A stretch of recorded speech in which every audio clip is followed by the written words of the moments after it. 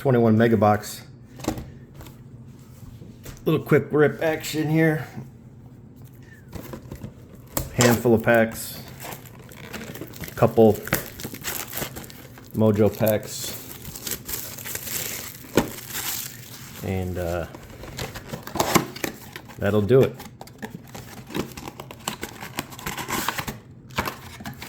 See if we can get a parallel or a nice first out of the 2 mega box packs here. Do those last.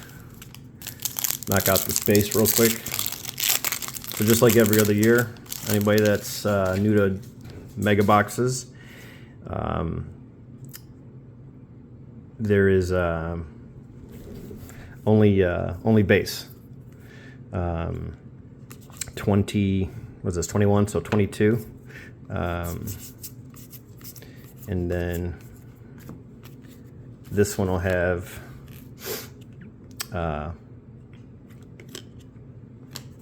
prospects in it. The Bowman Chrome version will not. It'll just be strictly base and rookies. So the regular Bowman release, the first release, which is Bowman, and then there's Bowman Chrome and then Bowman Draft. So this is the one that you want to go for. I mean, they're all the same, but what's nice about this one, you actually have your vets, which is your paper, and then you get your prospect cards where you can get your first and you get your paper in the back too. So you got a little bit of everything. We'll separate these real quick. So we got some veterans here, and then there's our chromes. Let's see if we got anybody good out of this one. Grayson Rodriguez, he was a top pick. 11th overall in 2018. Grayson Rodriguez. Orioles are stacked with a bunch of picks going back to probably 17, 18 up until this point in upcoming years. Schoolball, Tristan McKenzie rookie, Ian Anderson, Nick Madrigal rookie, Christian Robinson, and De La Rosa. That's not a bad one. It's a nice first. Good looking card.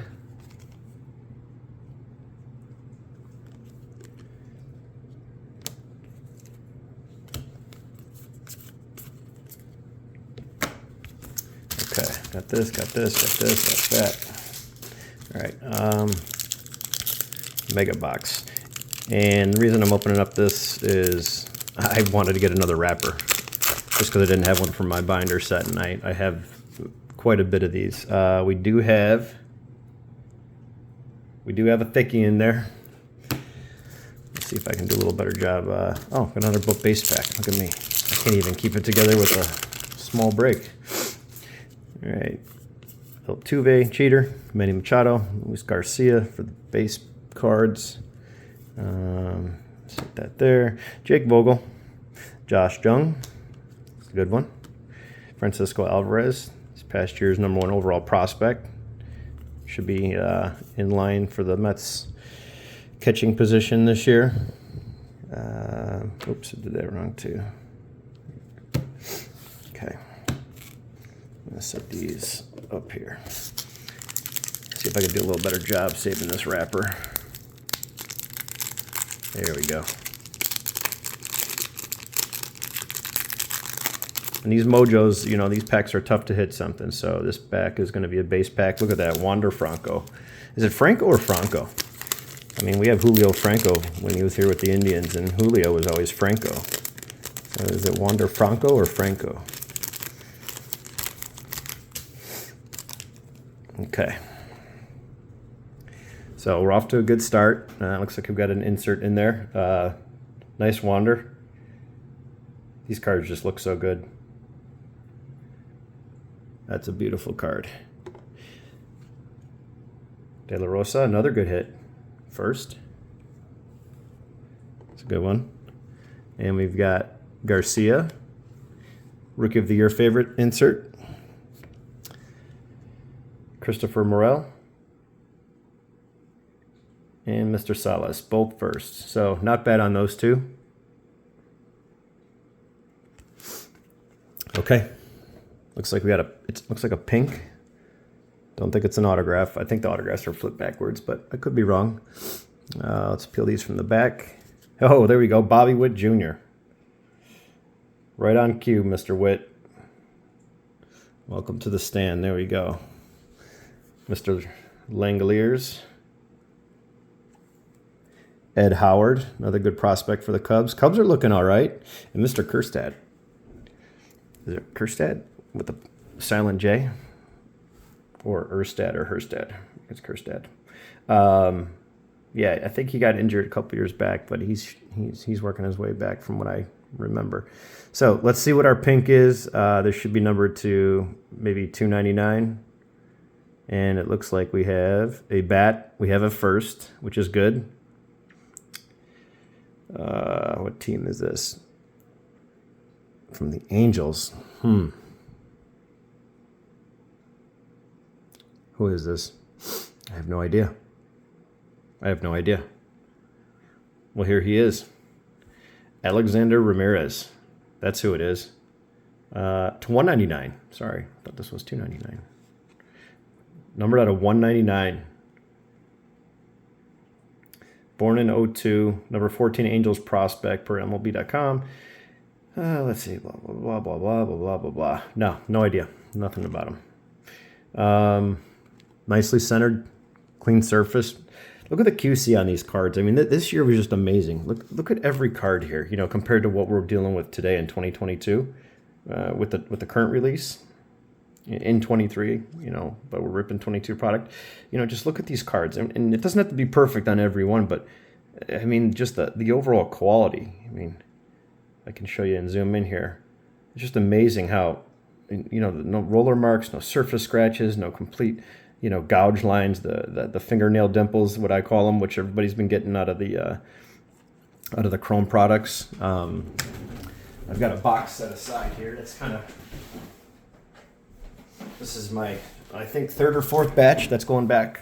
But when you get cards like this, I mean, refractors with, another card on top, like this is stuff you see in like the 80s and 60s and, 70s cards that just, there was nothing collectible about cards, back then. So, I mean, when you're dealing with stuff like this, that's just, I mean, where you can see the next card coming in and it goes on and on and on. It's just a complete, I mean, the change. Yeah, these are those fingernail marks I was talking about. They look like, but they're not, they're like in the card. So this one looks like it's got raindrops on it. Smooth as can be, but it's got these lines and then there's these things underneath the card. And that's just the clear chromium process. That's before that. Yeah, here's a bunch here that, I didn't even waste a penny sleeve on. I mean, these things are just like cut completely to the point where, I mean, it's not even close. So yeah, I mean, I just stuff them in here, as I go through each order, organize them, and I've got some good hits in here. You want to talk about a good hit? Yeah, check out this one. I mean, it could have been a big card at other points, but this stuff goes back. I mean, this is an amazing hit. I mean, this is the top second rookie, in the draft class. I mean, this thing looks like it's just been stepped on and, rolled across the floor. I mean, this is a black out of 50 in a Invicta, which Invictas are only one per box. And then you pull a gold to 50 of the top prospect, second prospect behind behind Holiday. And then here's another one. I'll show you guys while I'm venting.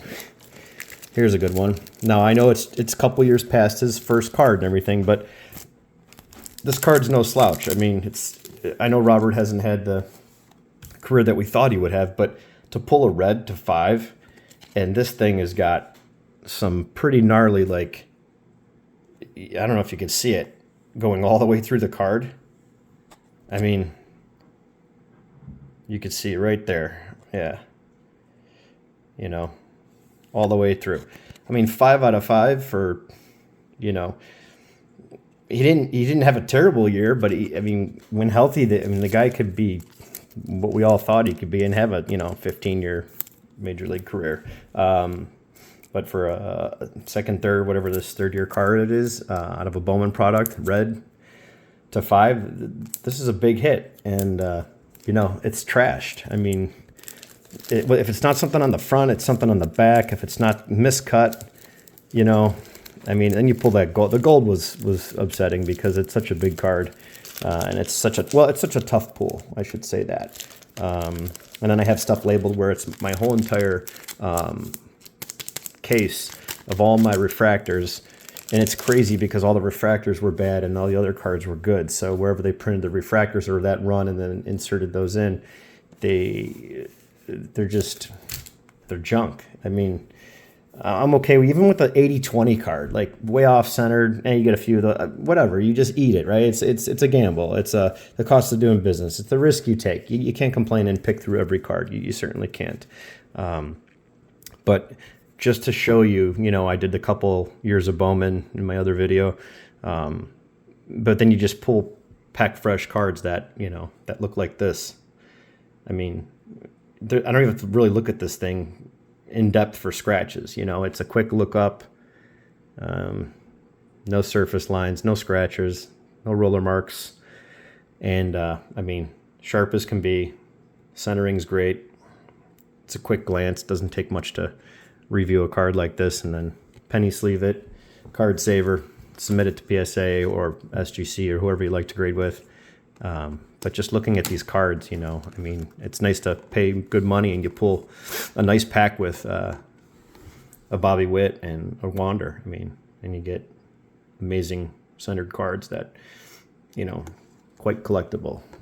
So yeah, that's my rant. You know, am I going to stop ripping or anything like that because of this? No, absolutely not. But something has to be done, you know, when it comes to this. And, you know, here's a card that's completely off left to right. I mean, it's not even off center. It's just like miscut left to right. But it's these half, there they are. I call them like, they look like fingernail marks, like the size of your nail. But they're, you know, behind the chromium stock. And they don't go through here. You know, they're not on the back. They're just on the front. But I've been seeing those marks everywhere. And this is just all the 2022 product. The draft, the regular, this is regular chrome. Some of this is draft in here. And yeah, I was watching, I'll tag him in this video, LSU Maniac. You know, he opens a lot of stuff, and he's just like, come on, Topps. I mean, he opened up, I think he said 80 or 90% of the cards had these marks on them for the finest product, the 2022 finest that finally came out. So check that video out. I'll try to link it or link his channel.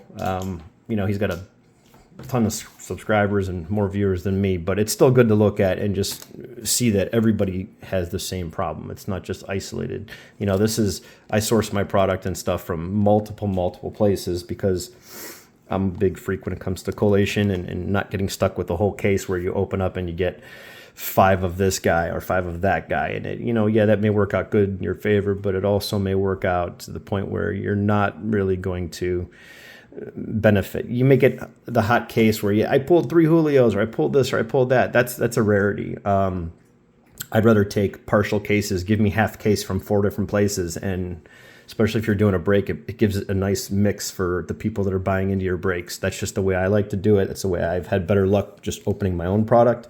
So I'd probably stick with that when selling some breaks. That's just, you know, my take on it, my opinion. And I'm obviously a set builder, and I sell quite a bit of my extra singles and trade for a lot of people that come to me for set builds that enjoy what I do. So it just makes it much easier. I've had stories where people bought a whole case and they still can't put one set together because the collation is so bad. It's like repeat in the whole entire product. But when you source from multiple places, you do really well with that stuff. So spending this kind of money on, you know, even a blaster box, mega box, you know, we're talking 40, 50 bucks, and some of these are more depending on the year. These hobby boxes are 200, 250, 300, mega jumbo, things like that. 4, 5, 6, 800 for super jumbo, 750, whatever they're creeping up to for the new draft. That's a ton of money. So I have to be able to sell off singles, put together sets, fill people's sets, review cards for grading. And I mean, if I wanted to grade any one of these cards, you know, you could just grab any one of these and say, okay, real quick, right there. Top to bottom, beautiful. Left to right, same thing. How's the surface? Check the corners, check the back, check the edges, and then send it off. You know, I have the ability to do that. And these first, you know, command some good money. I mean, try looking up a PSA 10 of the Wit or this Wander. It is their prospect card. It's not their first, but still, any one of these other prospects, here's one. These two guys here, you know, in 2 or 3 years when they get called up, if they get called up or they have a great spring, that could change too. Same thing here. Vogel, any one of these players can be, you know, in the same spot. Bryson Stott, I mean, how's that prospect doing? Brendan Marsh, how's that guy as a prospect? You know, if you had his first when he got called up and started playing well, had a decent rookie year, both of these guys, you know, you're making money. You can't do that with 2022. So I think all the cards are going to be at a premium when it comes to 10s, 9s, 8s. Yeah, those will be out there. But we're talking modern cards. It's 9 or 10, no matter the grading company. You're shooting for 9s or 10s. You're evaluating the cost of the grade, the shipping, everything included, what your cost of the card is, and saying, hey, can I add $18 to this plus shipping? Let's call it 20. And can I turn this into 40? Can I turn this into 35 to offset some cost, make some money, sell some doubles, get some more funds for some new boxes, and repeat the process? You know, reinvest is what they call it, but I just call it putting it back into the hobby. You know, not so much for an investment, but that's my take on all this. You just have to have. You have to have a way to get rid of this stuff. You just can't keep buying. I mean, you can, but for most people, you just can't keep buying and buying and buying and accumulating. You know, and then you end up with all these base cards that you can't sell. You're not putting sets together. You're pulling out the top rookies. Pull out a couple good ones, sell them, grade them, whatever you do, and then you use the other ones for your set builds and sell those sets. Because people, remember, especially Update and things like Bowman, you can't buy these in complete sets. You can get Series 1 and Series 2 in a complete set, you know, hobby format, complete set sealed with a couple bonus cards or variations, but you can't buy the Update like that. You can't buy the Mojo set. You can't buy the Bowman set. You have to build those hand collated, and you know, there's a lot of collectors out there that wait every year to snag them, and I have a handful of buyers that come back every release and they just send me a message and, you know, say they're ready for the next set because it's just cheaper for them to do. They may open a box or two, but to spend a bunch of money, it's just not what they do. They'd rather just buy the card that they like or buy the set that they want, put it in their binder, and then enjoy it that way. So, yeah, that's all I got for this one. Quick rip turned into a long rant, and hope some of that information helps you out. Go to that Topps website. If you do have damaged cards, submit them, especially with that some of those bigger hits like that. What is it? Luis Robert to 5. Go on that website, print that form. It's real simple to fill out, and send it off. And Topps is good about that. They're not looking to. They're not like Panini. Let's just be real. Panini is horrible. I've heard of 2-3 year redemptions. It's still not being filled. We're talking big cards that should have been bought, sold, money put back into the hobby. That person now has a sour taste in their mouth, and they can't sell that card because it's a redemption they already submitted. It's already in process, and that player may have fallen off. Yeah, there's the few cases where they, you know, I've sent away for X, Y, and Z, and then the player blew up 2-3 years later. Yeah, that's a great little windfall. You weren't expecting it. But people that pull big cards, big redemptions, which Panini has a ton of them, from product that is very expensive, much more than any baseball product when it comes to basketball and football. And they get screwed. That's it. They get screwed, and Panini doesn't care. Video after video. It's unfortunate because I'm not a huge fan of Panini, but some of their stuff, it's really, really nice. And, you know, I'll open up a Panini product here and there, but I try to stick with the Topps brands. But yeah, so that's that for cards for today. And I will catch you guys on the next one. If you guys have any comments, good or bad, drop them below. Drop me a like, a subscribe. I'd appreciate it. And we'll catch you on the next one.